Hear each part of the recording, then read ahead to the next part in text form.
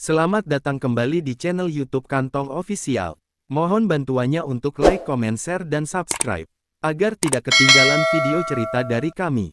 Terima kasih. Pada tanggal 1 Maret tahun 2025, PT Sri Rejeki Isman Terbuka, yang dikenal sebagai Sritex, resmi menghentikan seluruh operasionalnya. Keputusan ini diambil setelah perusahaan dinyatakan pailit akibat ketidakmampuan melunasi utang kepada kreditur. Masalah keuangan Sritex bermula dari kesulitan likuiditas yang menyebabkan perusahaan gagal memenuhi kewajiban finansialnya. Akumulasi utang yang besar dan ketidakmampuan membayar bunga serta pokok utang membuat Sritex terperosok semakin dalam. Upaya restrukturisasi yang dilakukan tidak berhasil menyelamatkan perusahaan. Akhirnya, Sritex dinyatakan pailit dan harus menutup operasionalnya, mengakibatkan pemutusan hubungan kerja bagi ribuan karyawan. Penutupan Sritex menandai berakhirnya perjalanan panjang perusahaan yang pernah menjadi raksasa tekstil di Asia Tenggara. Untuk informasi lebih lanjut, Anda dapat menonton video berikut yang membahas kronologi penutupan Sritex. Judul, Misteri di Balik Runtuhnya Sritex. Malam itu, di sebuah warung kopi kecil di Solo, sekelompok mantan karyawan Sritex berkumpul. Mereka masih tidak percaya bahwa perusahaan tekstil raksasa itu benar-benar tutup. Aku kerja di sana hampir 20 tahun. Gimana bisa Sritex bangkrut secepat ini? Keluh Warto, mantan mandor produksi. Katanya gara-gara utang yang numpuk, jawab Joko, seorang mantan pegawai bagian ekspor. Tapi ini kayak ada yang nggak beres, bisik Yuli, yang pernah bekerja di bagian keuangan. Aku dengar ada dana besar yang tiba-tiba hilang sebelum pabrik dinyatakan pailit. Suasana jadi hening. Mungkinkah ada permainan di balik kehancuran Sritex? Rahasia yang tersembunyi. 2 hari kemudian, Joko mendapat pesan anonim di ponselnya, jika ingin tahu kebenaran tentang Sritex, temui aku di depan gudang lama, jam 10 malam. Penasaran, Joko mengajak Warto dan Yuli untuk datang ke lokasi. Saat tiba di sana, seorang pria berjaket hitam sudah menunggu. Aku mantan auditor internal Sritex, katanya tanpa menyebut nama. Aku punya bukti bahwa ada transaksi gelap sebelum perusahaan ini jatuh. Beberapa orang dalam membawa uang ke luar negeri. Ini bukan sekadar kebangkrutan, ini sabotase. Ketiga mantan karyawan itu saling berpandangan. Jika ini benar, maka kehancuran Sritex bukan hanya akibat bisnis yang gagal, tapi ada kekuatan besar yang mengatur semuanya. Apakah mereka akan membongkar kebenaran? Jejak uang yang hilang. Joko, Warto, dan Yuli menatap pria berjaket hitam itu dengan tegang. Saya punya dokumen ini, katanya sambil menyerahkan sebuah flash drive. Ini bukti transaksi yang mencurigakan. Ada aliran dana miliaran rupiah ke rekening luar negeri sebelum Sritex dinyatakan bangkrut. Yuli, yang terbiasa menangani laporan keuangan, segera membuka laptopnya dan memeriksa isi flash drive itu. Matanya membelalak. Ada transfer besar ke rekening di Swiss dan Cayman Islands. Nama penerima, tunggu, ini nama direksi lama. Katanya kaget. Warto mengepalkan tangan. Jadi ini bukan cuma kesalahan bisnis. Mereka sengaja menguras uang perusahaan lalu membiarkan kita semua kehilangan pekerjaan. Joko mengangguk. Dan sekarang mereka mungkin hidup nyaman di luar negeri, sementara kita harus berjuang mencari kerja lagi. Tiba-tiba, terdengar suara deru motor mendekat. Pria berjaket hitam langsung berdiri. Kalian harus pergi sekarang. Mereka sudah tahu kita punya bukti. Tanpa berpikir panjang, mereka bertiga segera kabur melalui gang sempit di belakang gudang. Dari kejauhan, mereka bisa melihat beberapa pria berbadan tegap turun dari motor dan mulai mencari sesuatu atau seseorang. Apa yang harus kita lakukan sekarang? Tanya Warto sambil terengah-engah. Kita harus mengungkap ini ke media sebelum mereka bisa menutupi semuanya, kata Yuli dengan mantap. Tapi mereka tahu, langkah berikutnya penuh bahaya. Diburu dalam gelap, Joko, Warto, dan Yuli bersembunyi di sebuah rumah kosong di pinggiran Solo. Napas mereka masih memburu setelah nyaris tertangkap oleh pria-pria misterius di gudang tadi. Kita nggak bisa tinggal di sini lama-lama, bisik Yuli sambil menutup laptopnya. Mereka pasti sudah menyebar orang untuk mencari kita. Joko mengangguk. Kita harus cari cara buat ngasih ini ke media. Kalau berita ini keluar, mereka nggak bakal bisa menutupi kejahatan mereka. Tiba-tiba, ponsel Warto bergetar. Sebuah pesan masuk dari nomor tak dikenal. Kalian pikir bisa kabur? Berhenti sekarang sebelum sesuatu terjadi pada kalian. Darah mereka langsung berdesir. Rahasia yang mulai terbongkar. Mereka memutuskan untuk menghubungi seorang jurnalis senior bernama Arif, yang dikenal sering mengungkap skandal besar. Setelah beberapa kali gagal menghubungi, akhirnya Arif menjawab. Kalian di mana? Suara di telepon terdengar tegang. Kami nggak bisa bilang lokasinya. Ini soal Sritex, kami punya bukti ada dana yang diselewengkan sebelum bangkrut. Hening sejenak, lari ke Yogyakarta, cari tempat aman, dan aku akan menemui kalian di sana. Jangan percaya siapapun, kata Arif sebelum menutup telepon. Mereka bertiga saling pandang. Pergi ke Yogyakarta di tengah malam penuh risiko, tapi ini satu-satunya cara. Tanpa membuang waktu, mereka menyamar dan naik bus malam. Namun, di kursi belakang, seorang pria berkacamata hitam terus mengamati mereka dengan tajam. Mereka belum benar-benar bebas. Pelarian ke Yogyakarta. Bus malam yang mereka tumpangi melaju melewati jalanan sepi menuju Yogyakarta. Warto duduk di dekat jendela, mencoba menenangkan pikirannya, sementara Yuli terus memegang erat flash drive berisi bukti korupsi di Sritex. Joko, yang duduk di belakang mereka, melirik ke arah pria berkacamata hitam yang sejak tadi mencurigakan. Dia tampak pura-pura tidur, tetapi setiap beberapa menit, matanya mengintip ke arah mereka melalui kaca hitamnya. Kita nggak sendiri, bisik Joko kepada Warto. Warto melirik sekilas dan mengangguk pelan. Kalau dia benar-benar mengawasi kita, berarti mereka tahu kita punya sesuatu. Tiba-tiba, bus berhenti di sebuah rest area kecil di perbatasan Klaten. Pria berkacamata hitam berdiri dan berjalan keluar, tetapi sebelum turun, dia melihat sekilas ke arah mereka. Kita harus cepat keluar sebelum dia balik, kata Yuli panik. Mereka bertiga segera berdiri, berpura-pura ikut turun untuk membeli minuman. Begitu pria itu masuk ke toilet, mereka berlari ke belakang rest area dan mencari kendaraan lain. Jebakan di jalanan sepi. Mereka berhasil menumpang mobil pickup milik seorang petani yang hendak ke pasar Beringharjo di Yogyakarta. Baru saja mereka mulai merasa aman, tiba-tiba sebuah SUV hitam melaju kencang dari arah berlawanan dan memblokir jalan. Dari dalam, keluar tiga pria berbadan besar. Salah satunya adalah pria berkacamata hitam tadi. Turun dari mobil. Kembalikan apa yang bukan milik kalian, katanya dengan suara dingin. Joko menelan ludah. Warto mengepalkan tangan, bersiap melawan jika perlu. Yuli menggenggam flash drive erat-erat. Mereka terjebak, tapi menyerah bukan pilihan. Pertarungan di jalanan sepi. Malam terasa semakin mencekam. Di tengah jalanan gelap di perbatasan Klaten dan Yogyakarta, tiga pria berbadan besar mendekat. Warto melirik sekitar, mencari cara untuk melarikan diri. Kalian pikir bisa lari? Pria berkacamata hitam tersenyum sinis. Kami cuma mau mengungkap kebenaran, jawab Yuli sambil menggenggam flash drive di sakunya. Pria itu tertawa kecil. Kebenaran? Kalian pikir dunia ini peduli?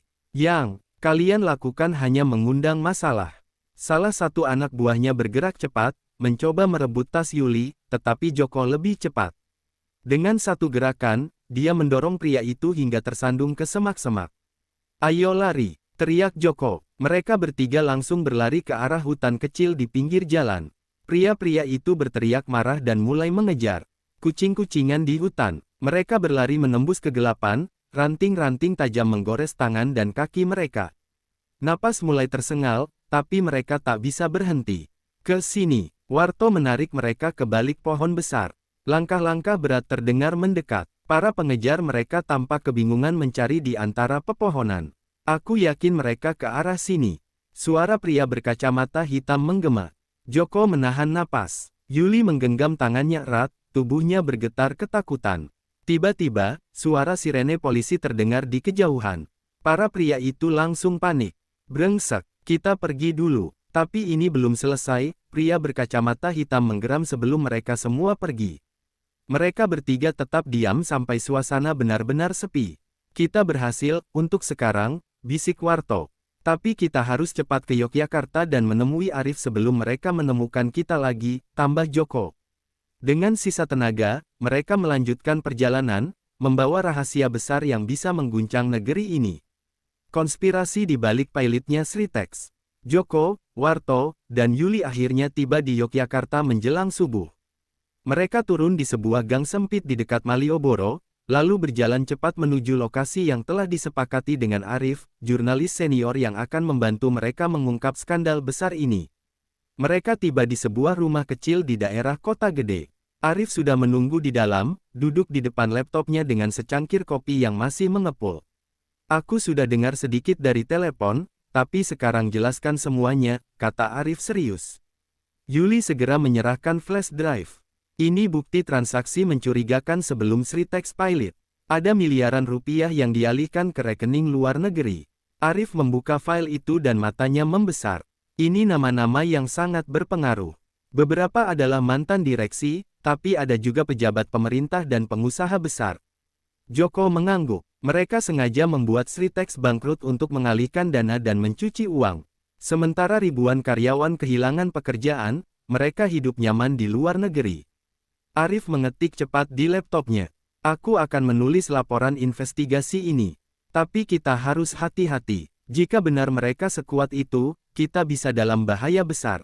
Ancaman dari bayang-bayang. Tiba-tiba, ponsel Arif berbunyi. Ia mengernyit saat melihat nomor tak dikenal di layar. Angkat saja, kata Warto waspada.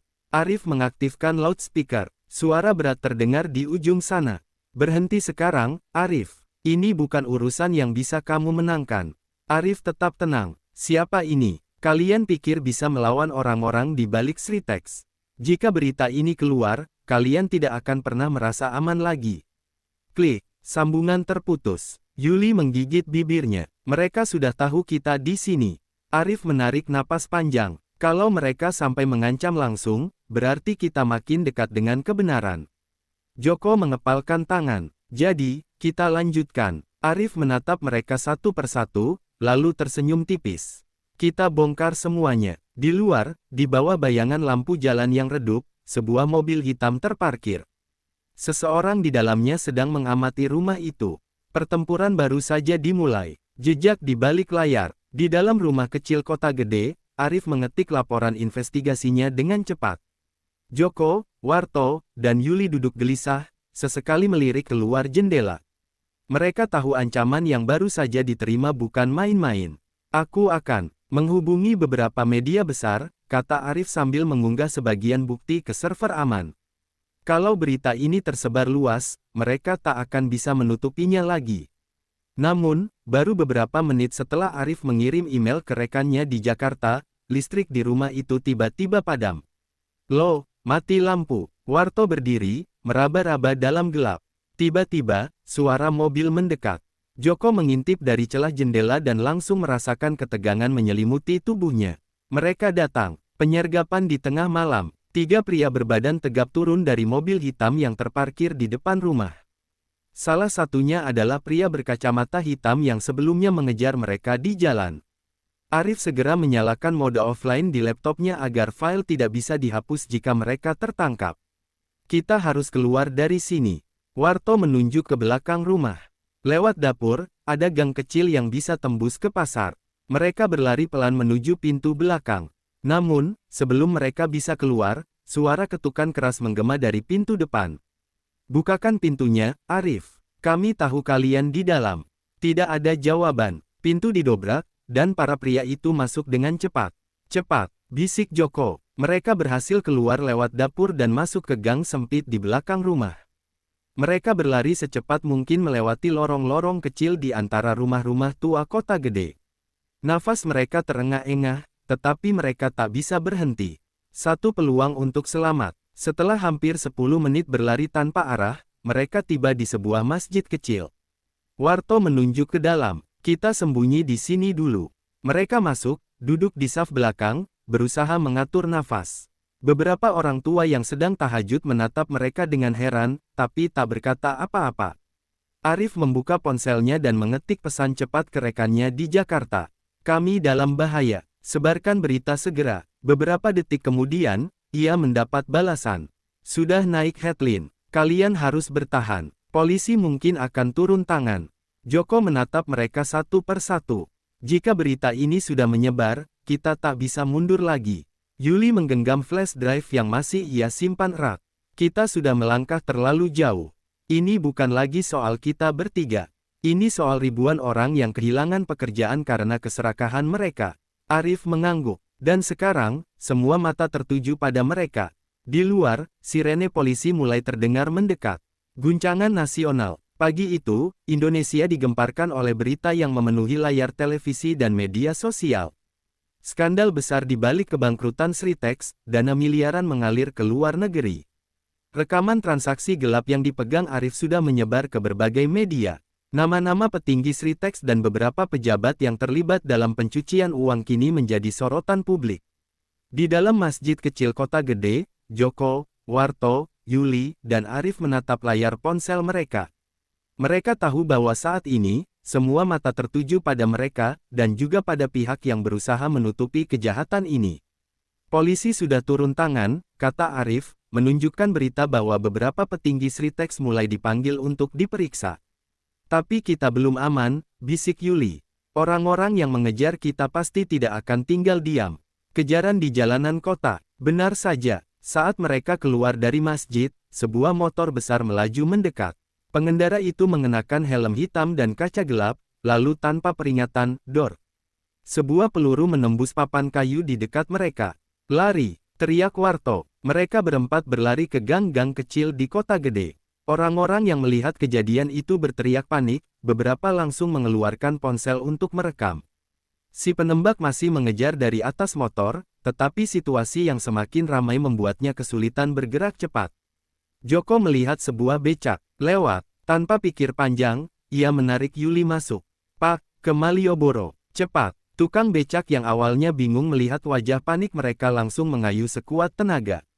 Warto dan Arif menyusul dengan naik ke ojek online yang kebetulan melintas. Di belakang, pria berhelm hitam itu masih berusaha mengejar, tetapi sirene polisi mulai terdengar. Perlindungan dan keputusan besar. Sesampainya di Malioboro, mereka langsung menuju kantor polisi terdekat. Kapolres yang sudah mengetahui kasus ini segera membawa mereka ke ruang khusus untuk perlindungan saksi. Kami sudah menangkap beberapa tersangka, kata Kapolres. Tapi ada kemungkinan mereka punya jaringan yang lebih luas.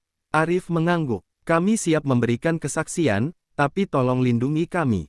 Kapolres menatap mereka serius. Kalian baru saja mengguncang negara. Pastikan kalian siap menghadapi konsekuensinya. Joko menggenggam tangan Yuli dan Warto. Mereka bertiga saling berpandangan. Tidak ada jalan mundur lagi. Kami siap. Musuh di balik bayangan. Setelah memberikan keterangan di kantor polisi, Joko, Warto, Yuli, dan Arif ditempatkan dalam perlindungan saksi. Mereka dibawa ke sebuah rumah aman di pinggiran Yogyakarta, jauh dari keramaian. Namun, meskipun para petinggi Sritex mulai diperiksa dan berita terus berkembang, mereka tahu pertarungan belum selesai. Malam itu, Arif menerima pesan dari nomor tak dikenal. Kalian pikir ini sudah berakhir? Kami punya lebih banyak kekuasaan dari yang kalian bayangkan. Joko membaca pesan itu dan menghela napas. Mereka masih bergerak. Bisa jadi ada orang dalam di kepolisian atau pemerintahan yang melindungi mereka. Yuli mengangguk. Kalau mereka sampai berani mengancam setelah semua ini terbuka, berarti ada dalang yang lebih besar di baliknya. Pengkhianatan di dalam sistem. Keesokan paginya, mereka mendengar berita mengejutkan. Beberapa tersangka yang telah ditahan mendadak dibebaskan dengan alasan kurang bukti. Ini nggak masuk akal, seru Arif sambil membaca berita. Kita sudah serahkan semua bukti, bagaimana bisa mereka bebas? Warto mengepalkan tangan. Berarti ada permainan politik di balik ini. Mereka punya orang dalam. Kapolres yang melindungi mereka juga tampak frustrasi. Kami mendapat tekanan dari atas. Ini sudah menyangkut kepentingan banyak pihak. Joko berdiri. Jadi, apa kita akan membiarkan ini begitu saja? Arif tersenyum kecil. Tentu tidak. Kalau hukum bisa dimanipulasi, kita pakai senjata yang paling ditakuti mereka, rakyat. Serangan balik. Arif segera menghubungi jaringan jurnalis lain. Dalam beberapa jam, berita baru muncul di berbagai media. Tersangka skandal Sritex bebas, ada permainan di balik hukum. Berita ini langsung viral. Gelombang protes muncul di media sosial. Demonstrasi mulai bermunculan di Solo dan Jakarta. Tekanan semakin besar. Namun, di tempat lain, para dalang skandal ini juga menyiapkan serangan balik. Di sebuah ruangan gelap, seorang pria tua duduk di kursinya, menatap layar televisi yang menampilkan berita tersebut. Anak-anak itu terlalu banyak bicara, katanya pelan. Hapus mereka. Ancaman sebenarnya baru saja dimulai. Target eliminasi. Malam itu, di rumah aman, Joko, Warto, Yuli, dan Arif tak bisa tidur nyenyak. Setelah berita tentang pembebasan tersangka viral, gelombang protes semakin besar. Namun, mereka tahu bahwa semakin banyak perhatian yang mereka dapatkan, semakin besar pula bahaya yang mengintai. Di luar, 2 petugas kepolisian berjaga di depan rumah. Tapi mereka tak sadar, seseorang di kejauhan sedang mengamati mereka melalui teropong malam. Di dalam mobil hitam yang terparkir jauh di balik pepohonan, seorang pria berbicara di radio. Target sudah terpantau, tunggu perintah. Serangan tengah malam, pukul 2.30 dini hari, ketenangan rumah itu pecah oleh suara letusan senjata. Dor, jendela pecah, dan alarm rumah berbunyi. Joko langsung tersentak bangun. Kita diserang, teriaknya. Warto menarik Yuli ke lantai, sementara Arif mengambil laptopnya dan menyembunyikan hard drive berisi data-data penting. Di luar, 2 petugas kepolisian yang berjaga berusaha melawan, tetapi mereka kalah jumlah. 3 pria berpakaian hitam menyerbu masuk dengan senjata otomatis. Kita harus keluar dari sini. Arif menunjuk ke pintu belakang. Mereka merangkak menuju dapur, menghindari pecahan kaca. Tapi sebelum mereka bisa keluar, salah satu pria bersenjata melihat mereka. Di sini mereka, pelarian dalam gelap. Tanpa pikir panjang, Joko melempar panci ke arah pria itu, membuatnya teralihkan sejenak. Mereka langsung berlari keluar ke pekarangan belakang, menembus semak-semak dan berusaha kabur ke hutan kecil di dekat rumah aman. Tembakan kembali meletus. Peluru menghantam pohon di dekat mereka. Terus lari, teriak Warto. Mereka berlari tanpa arah, hanya mengikuti insting untuk menjauh dari bahaya. Nafas tersengal, kaki mulai lelah, tetapi mereka tahu berhenti berarti mati. Setelah hampir 10 menit berlari, mereka tiba di sebuah sungai kecil. Arif menunjuk ke bawah jembatan. Kita sembunyi di sana. Mereka merunduk di balik batu besar, menahan napas saat suara langkah-langkah mendekat. Cari mereka, mereka tidak boleh lolos. Suara salah satu penyerang terdengar marah. Joko menggenggam tangan Yuli, berusaha menenangkan gemetarannya. Warto mengepalkan tangan, matanya penuh kemarahan. Di atas jembatan, para pembunuh itu masih mencari mereka. Mereka tahu, ini belum berakhir. Kejaran di sungai. Dari balik batu besar di bawah jembatan, Joko, Warto, Yuli, dan Arif menahan napas. Mereka bisa mendengar suara langkah-langkah berat di atas kepala mereka. Sial, mereka pasti di sekitar sini, geram salah satu pria bersenjata. Mereka bertiga mengintip pelan. 4 pria berbaju hitam bersenjata laras panjang menyisir tepian sungai dengan senter. Air sungai yang tenang sedikit beriak saat Joko perlahan menyentuh permukaannya. Kita harus nyebur, bisik Arif. Yuli menelan ludah. Airnya dingin dan arusnya cukup deras. Tapi tak ada pilihan lain. Satu persatu mereka turun perlahan, membiarkan tubuh mereka hanyut bersama arus. Warto memegang tangan Yuli erat agar tidak terpisah. Di atas jembatan, salah satu pria bersenjata tiba-tiba berhenti. Tunggu, kalian dengar itu. Senter mereka mengarah ke sungai. Joko mengambil keputusan cepat. Ia menahan napas dan menarik Yuli ikut menyelam. Warto dan Arif mengikuti. Beberapa detik kemudian, suara tembakan menggema di atas kepala mereka. Dor, peluru menembus permukaan air, membuat mereka semua panik. Namun, arus sungai semakin kuat, menyeret mereka lebih jauh. Begitu mereka muncul ke permukaan beberapa puluh meter dari jembatan, mereka melihat para pembunuh itu masih menyisir daerah sebelumnya. Mereka lolos, untuk sementara. Pertemuan rahasia. Setelah hampir 1 jam menyusuri sungai, mereka naik ke daratan. Basah kuyup dan gemetar kedinginan, mereka berjalan ke sebuah desa kecil di pinggiran Yogyakarta. Kita nggak bisa ke polisi lagi, kata Joko. Mereka punya orang dalam. Arif mengangguk. Aku tahu satu tempat, tapi kita harus cepat. Mereka menaiki truk tua yang kebetulan melintas dan menumpang hingga ke pusat kota. Tujuan mereka, bertemu dengan seseorang yang bisa memberikan jawaban. Orang yang tahu siapa dalang sebenarnya di balik semua ini. Di tempat lain, di sebuah gedung mewah di Jakarta, seorang pria tua dengan setelan jas duduk di balik meja. Ia menonton berita tentang skandal Sritex di layar televisi sambil tersenyum kecil. Sepertinya anak-anak itu lebih pintar dari yang kita kira. Ia menekan tombol di teleponnya. Pastikan mereka tidak pernah sampai ke Jakarta. Pertarungan sebenarnya baru akan dimulai. Saksi kunci. Di dalam sebuah rumah kecil di pinggiran Yogyakarta, Joko, Warto, Yuli, dan Arif duduk mengelilingi meja kayu tua. Mereka baru saja tiba setelah melarikan diri dari kejaran para pembunuh. Di depan mereka, seorang pria parubaya dengan wajah penuh kerutan menyeruput teh hangat. Namanya Pak Dirman, mantan akuntan di Sritex yang menghilang setelah perusahaan itu dinyatakan bangkrut. Aku sudah lama menunggu seseorang datang mencari kebenaran, kata Pak Dirman dengan suara pelan. Joko mencondongkan tubuhnya. Jadi, Anda tahu siapa Dalang sebenarnya? Pak Dirman mengangguk. Ia membuka sebuah map coklat dan mengeluarkan dokumen-dokumen tua. Mereka tidak hanya menyelewengkan dana, tapi juga melakukan penggelapan pajak skala besar dan pencucian uang melalui proyek-proyek fiktif di luar negeri. Arif membaca sekilas dokumen itu dan matanya membelalak. Ini daftar rekening bank luar negeri yang menerima dana dari Sritex sebelum mereka menyatakan bangkrut. Pak Dirman melanjutkan, tapi ini yang lebih penting. Ia mengeluarkan sebuah rekaman suara. Ia menekan tombol play, dan suara seorang pria tua terdengar jelas. Pastikan semuanya berjalan sesuai rencana. Setelah dana dipindahkan, biarkan perusahaan bangkrut. Jangan tinggalkan jejak. Warto mengepalkan tinjunya. Ini bukti kuat. Siapa pria ini? Pak Dirman menatap mereka dengan tajam. Dia adalah Sutrisno Wijaya, salah satu konglomerat paling berpengaruh di Indonesia. Dialah otak di balik semua ini. Musuh besar terungkap. Arif mengangguk serius. Kita harus segera menyebarkan ini. Namun sebelum mereka bisa bergerak, suara mobil mendekat.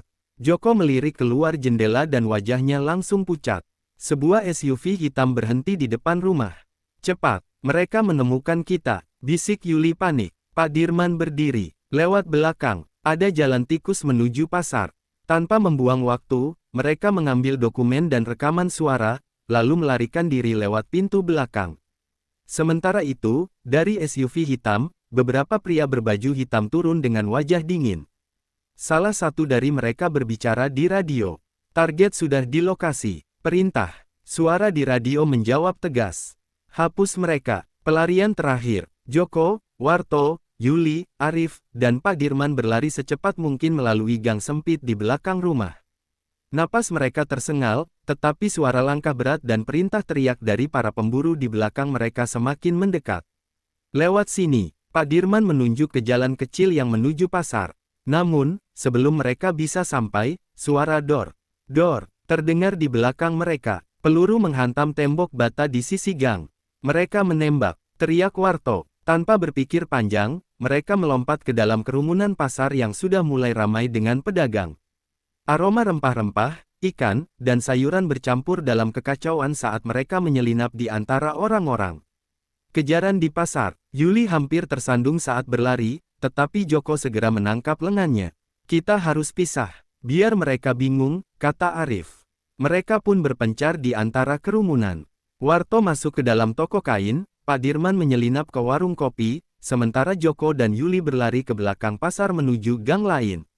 Para pembunuh itu tampak kebingungan sejenak, tetapi kemudian mereka juga berpencar, mencari satu persatu. Di dalam warung kopi, Pak Dirman melihat seorang pria berbadan besar masuk dengan ekspresi dingin. Tangan pria itu meraba sesuatu di balik jaketnya, senjata. Pak Dirman berusaha tetap tenang. Ia menyelinap keluar lewat pintu belakang, tetapi pria itu melihatnya. Hei, berhenti. Dor. Sebuah peluru menghantam dinding hanya beberapa sentimeter dari kepala Pak Dirman. Ia berlari sekuat tenaga, tangannya menggenggam erat rekaman suara yang bisa menjadi bukti kuat untuk menjatuhkan Sutrisno Wijaya. Pilihan terakhir. Sementara itu, Joko dan Yuli bersembunyi di balik gerobak buah. Aku nggak bisa terus lari seperti ini, kata Joko. Kita harus menyerang balik. Yuli menatapnya bingung. Bagaimana caranya? Joko meraih ponselnya dan menghubungi seseorang. Ada satu orang yang bisa bantu kita. Orang yang lebih berkuasa dari mereka. Arif tiba-tiba muncul dari gang sebelah, wajahnya penuh keringat. Kita harus keluar dari sini sekarang. Mereka tahu kita masih di sekitar pasar. Joko tersenyum tipis. Tenang, bantuan akan datang. Di tempat lain, di dalam kantor pusat sebuah lembaga penting di Jakarta, seorang pejabat tinggi menerima telepon dari Joko. Ia mendengarkan sebentar, lalu berkata pelan. Kirim tim khusus. Tangkap Sutrisno Wijaya. Pertarungan belum selesai, tetapi kini, mereka tidak lagi bertarung sendirian. Operasi penangkapan. Di sebuah gedung mewah di Jakarta, Sutrisno Wijaya duduk di kursi kulit mahalnya, menyesap segelas anggur. Di layar televisi, berita tentang skandal Sritex masih mendominasi. Namun, senyumnya tetap tenang. Anak-anak itu pikir mereka bisa menang. Gumamnya, seorang pria berpakaian hitam masuk ke ruangan. Tuan, tim kami hampir menangkap mereka. Hanya masalah waktu sebelum mereka hilang selamanya. Sutrisno tertawa kecil. Bagus, aku tidak suka urusan berlarut-larut. Namun sebelum pria itu bisa keluar, sebuah panggilan telepon masuk. Sutrisno mengangkatnya. Pas Sutrisno, suara di seberang terdengar dingin. Kami mendapatkan cukup bukti. Anda resmi menjadi tersangka. Wajahnya berubah pucat. Tunggu, siapa ini? Saya dari KPK. Dan kami sudah mengirim tim ke tempat Anda. Serangan balik. Di pasar Yogyakarta, Joko dan yang lainnya masih berusaha kabur. Namun, sebelum mereka bisa keluar dari area tersebut, tiba-tiba suara sirene meraung-raung. Brak, beberapa mobil hitam dengan logo Densus 88 dan KPK berhenti di sekitar mereka. Para pria bersenjata yang mengejar mereka langsung panik. Jatuhkan senjata, teriak salah satu petugas. Para pembunuh bayaran mencoba melawan, tetapi mereka kalah jumlah. Dalam hitungan detik, beberapa dari mereka berhasil dilumpuhkan. Pak Dirman keluar dari persembunyiannya dan menyerahkan rekaman suara itu ke salah satu petugas. Ini buktinya, katanya dengan napas terengah. Petugas itu mengangguk. Kami sudah mendapatkan perintah dari pusat. Semua ini berakhir hari ini. Sutrisno Wijaya ditangkap. Di Jakarta, sebuah tim khusus mengepung kediaman Sutrisno Wijaya. Para bodyguardnya berusaha menghalangi, tetapi mereka tak bisa berbuat banyak. Sutrisno mencoba melarikan diri dari pintu belakang, tetapi dua petugas bersenjata langsung menghadangnya. Anda ditangkap atas tuduhan korupsi, penggelapan pajak, dan pencucian uang, kata seorang petugas dengan nada tegas. Sutrisno terdiam. Untuk pertama kalinya, ia menyadari bahwa uang dan kekuasaannya tidak bisa menyelamatkannya. Ketika borgol dikunci di pergelangan tangannya, ia hanya bisa menatap kosong. Akhir dari sebuah era. Beberapa hari kemudian, berita di seluruh negeri dipenuhi dengan kabar tentang penangkapan Sutrisno Wijaya dan terbongkarnya skandal besar di balik bangkrutnya Sritex. Joko, Warto, Yuli, dan Arif duduk di sebuah warung kecil, menatap layar televisi. Kita berhasil, bisik Yuli. Arif mengangguk. Tapi ini bukan hanya tentang kita. Ini tentang semua orang yang berani melawan ketidakadilan. Joko tersenyum tipis. Mungkin kita hanya anak-anak biasa. Tapi ketika kita punya kebenaran, bahkan orang sekuat Sutrisno Wijaya pun bisa tumbang. Mereka saling berpandangan, menyadari bahwa petualangan mereka sudah berakhir. Namun, jauh di dalam hati mereka, mereka tahu, perjuangan untuk keadilan tidak akan pernah selesai.